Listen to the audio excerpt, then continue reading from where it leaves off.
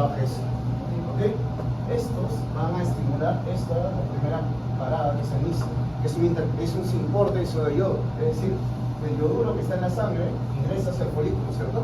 Tú vas a saber que el segundo paso, que es la síntesis de tiroglobulina, ¿cierto? Tiene que pasar del retículo endoplasmático rugoso al aparato de Golgi para poder ser sintetizado y ser liberado al coloide. Luego tienes esta molécula importantísima, que ¿cómo se llama?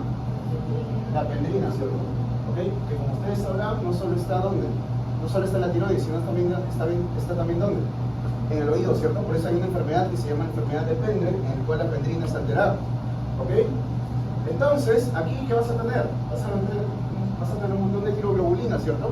Pero este yoduro, así como tal, nosotros podemos acoplarle la tiroglobulina, ¿no? ¿Cierto? Tiene que pasar un proceso de oxidación. ¿Ok? Y esto quién lo regula, la tiroperoxidasa, ¿cierto? Luego, la tiroglobulina, para que se junte con el yodo, ¿qué tiene que pasar? ¿Cómo se llama eso? Organificación o yodación, ¿cierto? ¿Okay? Y ahí formas un MI, que es una monoyodotironina y un diyodotironina, ¿cierto? Luego, estos dos que acabas de producir, ¿qué vas a hacer? Vas a acoplarlo, y ese es el siguiente paso, ¿cierto? Y en el acoplamiento, juntas un di, ¿sí? Más un mi, ¿ok? Y dependiendo la forma de la composición, como dijo el doctor hace un momento, ¿ok? Vamos a formar o T3 o T3 reversa, ¿cierto? Y si juntas dos mi, simplemente formas ¿qué cosa? T4, ¿cierto? Luego esto que está acá, ¿sí? Va a ser endocitosis, ¿cierto? Pero cuando mete el líquido, ¿cómo se llama? Pinocitosis, ¿cierto? La pinocitosis va a ocurrir y aquí, en el coloide, va a ser una piscina llena ¿de qué? Tanto de MI, de BIT, de T3, de T4, de tiroglobulina, yodo y yoduro, ¿cierto? Entonces, ¿qué vas a hacer? Lo que te sirve, lo único que vas a liberar, ¿qué es? T3, T4 y T3 reversa, ¿cierto? Y lo demás, ¿qué vas a hacer? La tiroglobulina va a volver a pasar por el aparato de Golgi para ver si es que sirve o no. Si no sirve, se degrada, y si vuelve a servir, y si sirve, se empaqueta y se vuelve a mandar al coloide. ¿Ok? Y el yoduro, si es que es yoduro, vuelve a pasar por la pendrina, ¿ok? Se hace intercambio con cloro, o con cloruro, perdón, y vuelve al coloide. ¿Ok? Y de esta manera, mediante su receptor G2S, que por cierto es una de las pocas hormonas que tienen los dos receptores a la vez, está acoplado a dos proteínas B, ¿ok? Es que ese proceso funciona. Dime. ¿La pendrina está al costado del receptor del cloro y yodo? No, la pendrina es un intercambiador de cloro con yodo. Sí, esta es la pendrina. ¿Este se llama pendrina? Claro.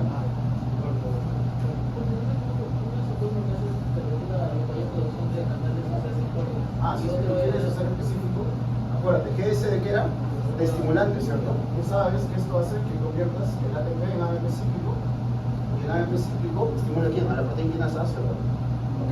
Aquí vas a ver que hay un montón de cosas que tienes que saber. Por ejemplo, a través del GS se estimula el MIS, ¿ok? Se estimula la producción de microglobulina, y se estimula ¿qué cosa? La pendrina. ¿Ok? Y a través del PQ, ¿qué se hace? Todo lo demás que está fuera, todo lo que falta es por retorno. Y de esta manera la TSH, que también es llamada como tirotropina, porque la TRH, ¿cuál es el otro nombre?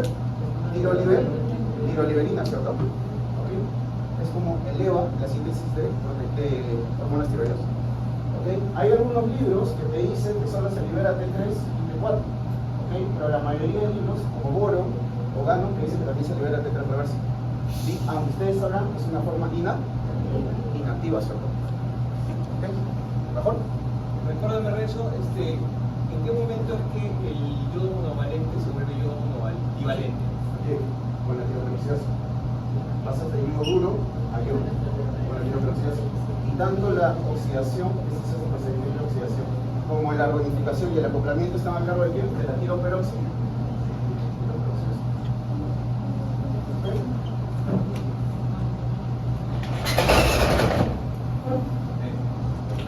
Pensé hacer eso. Gracias. Entrar a tu clase para hacer una. Bien, muchas gracias, profesores. Bien, entonces, ahora recuerden que hay una disparidad en la forma en que las hormonas tiroideas se van a unir a proteínas plasmáticas, ¿sí? Van a unirse con mayor afinidad a ciertas proteínas, en el caso de la proteína transportadora, la globulina transportadora de tiroxina, con bastante menos afinidad a otras proteínas, como por ejemplo la albúmina, ¿sí? a pesar de que la T4, ¿sí? A pesar de que la T4 se une con mayor afinidad a la globulina transportadora de tiroxina, como bien preguntó no sé quién por acá, no me acuerdo que alguien hizo la pregunta, ¿sí? La T4 tiene mayor actividad a nivel de receptores tisulares.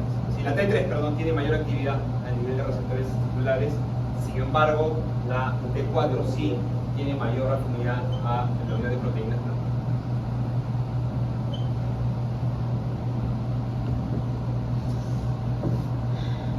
Estas son condiciones clínicas típicas, y las de abajo no tan típicas porque son producidas por la acción de algunas drogas o algunas hormonas, pero que van a actuar justamente sobre lo que les había mencionado, sobre la forma en cómo la tiroxina se va a unir a las proteínas plasmáticas, ¿sí? Cómo va a aumentar la concentración de las proteínas plasmáticas disponibles para unirse a la tiroxina, o las puede disminuir, ¿sí? Son condiciones muy particulares que en algunos casos la forma clínica va a ser eutiroidea, ¿sí? El paciente, cuando ustedes tengan los análisis, reciban los análisis de TSH, de T4 libre, de T3 libre, van a tener un paciente eutiroideo, pero eso no quiere decir que no puedan encontrar elevados o disminuidos, según estos son los casos, la T3 total y la T4 total, ¿ok? Los casos de hipertiroidismo, de hipotiroidismo, sí son bastante más frecuentes, ustedes van a ver porque la forma en cómo la tiroxina se va a unir a las proteínas plasmáticas no va a estar alterada, y bastante directo, la concentración total de T4 y T3 va a estar elevada en el hipertiroidismo, también T4 y T3 libre van a estar elevados en el hipertiroidismo, la concentración de TSH va a estar disminuida. Y de forma inversa, en hipotiroidismo van a tener T4 total, T3 total, T4 libre, T3 libre, disminuidos, ¿sí? En concentraciones plasmáticas, y elevada la TSH, en la forma clínica, como lo que ustedes pueden ver en la práctica, sí va a ser de hipotiroidismo.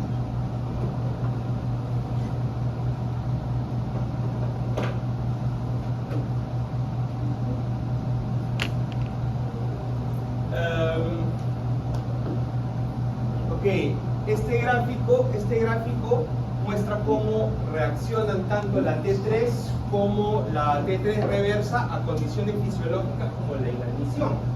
A pesar de que la T3 reversa no tiene una utilidad clínica definida, sí se puede observar cómo la T3 reversa en condiciones de inanición se eleva. Y su contraparte, la T3 en este caso, disminuye, ¿sí? A los pocos días que se inicia la inanición, y vemos cómo eso se revierte rápidamente también a su forma normal cuando el paciente otra vez comienza a alimentarse de forma normal.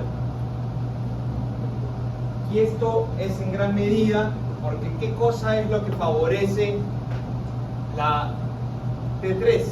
Por eso desciende. Condiciones de inanición. ¿Para qué? ¿Quién me dice? Si estamos en una condición de starvation, ¿no? De inanición, que no estamos ingiriendo alimentos, ¿por qué nos favorece que disminuya la T3? ¿Por qué es esa la respuesta aquí?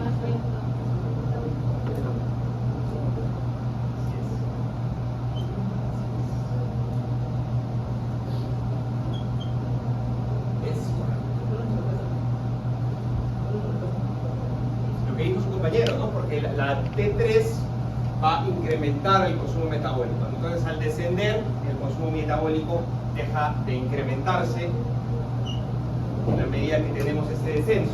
Ahora, si eso ocurriera solo con la T3 reversa, como les digo, clínicamente no va a tener un efecto.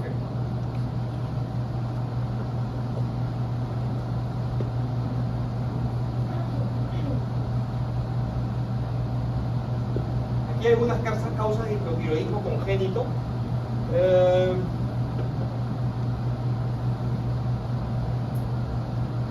Los más frecuentes que podrían enfrentarse sería la déficit materna de el déficit materno de yodo, y el paso de anticuerpos antitiroideos a través de la placenta. También no es algo raro que puedan, no es tan raro que lo encuentren, pero son causas que ustedes se pueden encontrar que causan hipotiroidismo congénito. Y en cuanto a hipertiroidismo,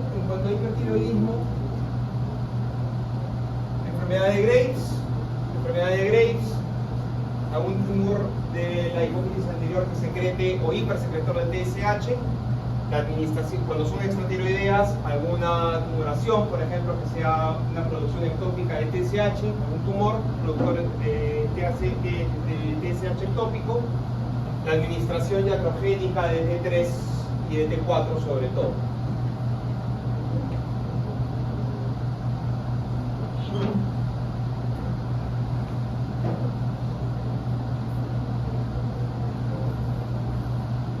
Bien, en cuanto a los niveles a las acciones de la hormona tiroidea a nivel de los distintos tejidos, aquí tienen cómo es que la hormona tiroidea va a tener efectos catabólicos en algunos tejidos como el tejido adiposo y el músculo, pero metabólicos como a nivel del intestino y el metabolismo de las lipoproteínas, porque va a contribuir en la formación de receptores LDL.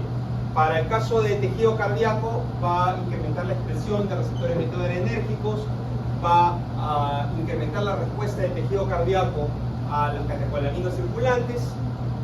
En el caso del tejido adiposo y el músculo les había dicho que su acción es catabólica, estimula la lipólisis, incrementa el fraccionamiento de proteínas. Para el caso del hueso y el tejido nervioso, sobre todo intrafetal, es muy importante las hormonas tiroideas.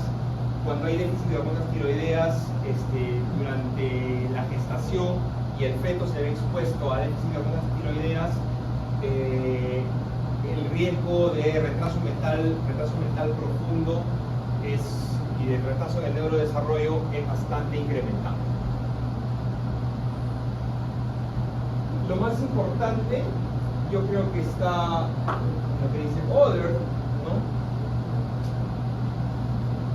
Incremento de...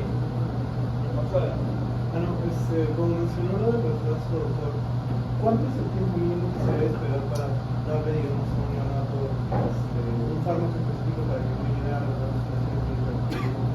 ¿Para darle a un qué? A un neonato en el caso de que sea con hipotiroidismo. No, es que no se va a poder saber en qué momento, o sea, ni bien a un recién nacido tú no puedes saber si es que tiene retraso mental. Vas a tener que esperar a ver cómo se desarrolla el bebé y comienza a tener algunos retrasos en el desarrollo. Si es que el bebé tiene hipotiroidismo congénito, la administración de hormona tiroidea es inmediata, ¿no? Sí le pueden dar inmediatamente al hormona tiroidea. Lo que pasa es que cuando nace un neonato, para la redundancia, tienes que hacer un tamizaje rápido para varias enfermedades. Una, síndrome de Down, y dos, hipotiroidismo congénito. ¿Y cómo haces el screen de hipotiroidismo congénito? Un paciente que tenga hipoactividad, que tenga macroglosia, y le revisas la mano, ¿ok? Porque normalmente los pacientes que no tienen, los pacientes que tienen síndrome de Down también son hipotiroidosos, ¿ok? Y es por eso. Y ahí le haces el test, y si es que tú ves algún índice de hipotiroidismo congénito, lo derivas con el especialista de inmediato. Exacto, porque él tiene que dar la dosis de levotiroxina neonatal.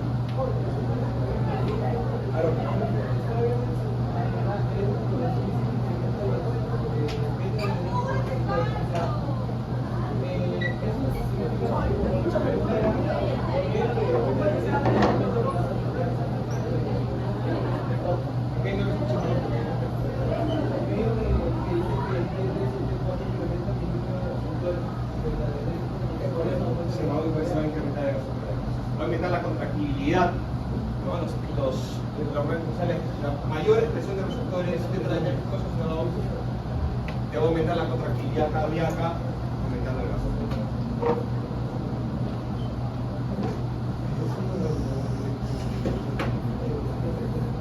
Ok.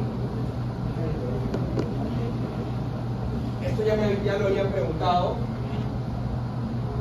es sobre la potencia relativa entre T3 y T4, ¿no? La potencia relativa entre T3 y T4, este es un experimento en realidad en donde se administra TRH, ¿sí? Al administrarse TRH en un paciente se va a liberar FSH y el experimento lo que busca es que la administración de hormonas tiroideas suprima, ¿sí?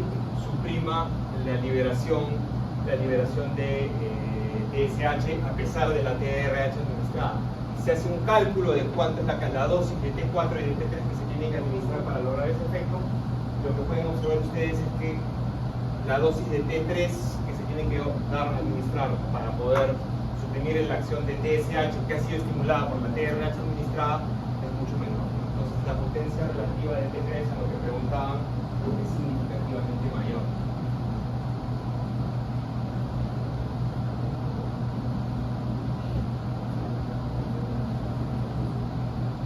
Bueno, ¿te han llegado pacientes así con tormenta tiroidea, Renzo? 315 es mi récord de frecuencia cardíaca.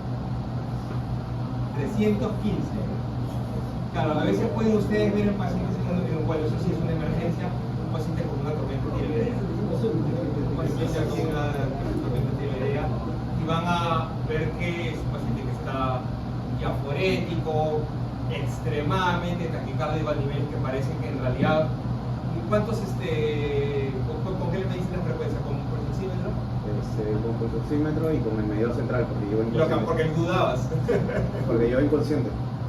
Ah, yo voy inconsciente. Claro. Tienen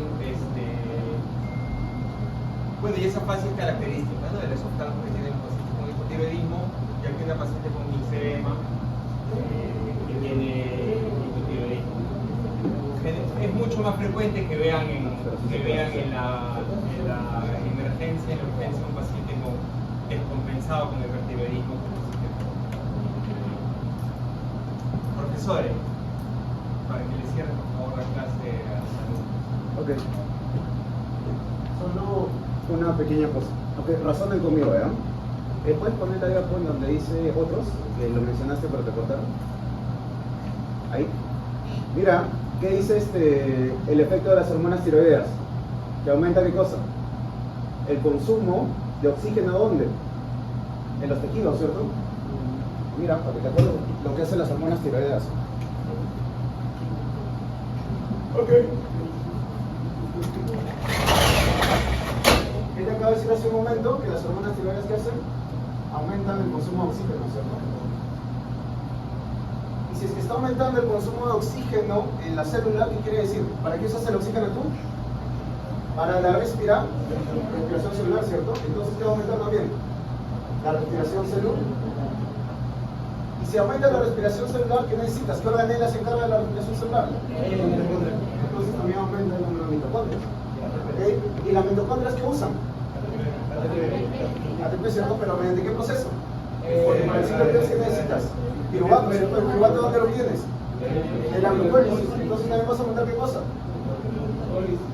Para la glucólisis, ¿qué necesitas? Glucosa, ¿cierto? Entonces, ¿de dónde vas a obtenerlo? De la gluconogenólisis. Glucogenólisis está rompiendo los almacenes de azúcar en el hígado. ¿Y qué más? ¿Cómo se llama cuando tienes glucosa de proteínas o de lípidos? Gluconeogénesis, ¿cierto? Y si ya barriste con todos los carbohidratos, ¿quién sigue? Energéticamente hablando. Entonces va a ser lipólisis, ¿cierto? Y si ya te barriste todos los lípidos y los carbohidratos, ¿quién sigue? Proteólisis. De esta manera, ¿recuerdas qué es lo que hacen las hormonas tiroideas? Y si es que estás aumentando el consumo de oxígeno, ¿cómo haces que se aumente el consumo de oxígeno? Haciendo que llegue más sangre al tejido, ¿cierto? Por eso es que también aumenta la frecuencia cardíaca.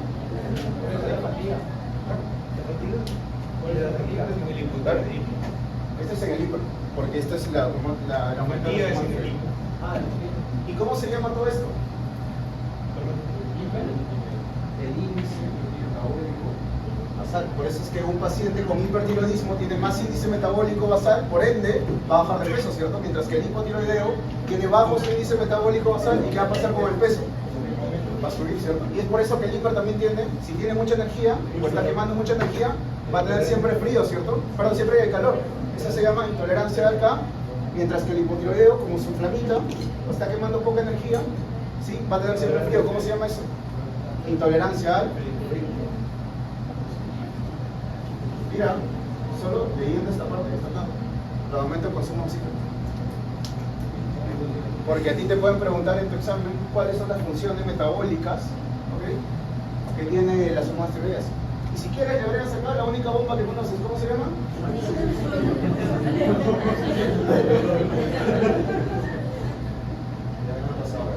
También aumenta la función de la sodio, potasio, potasio. ¿Ok? Bien, chicos, gracias al profesor Renzo.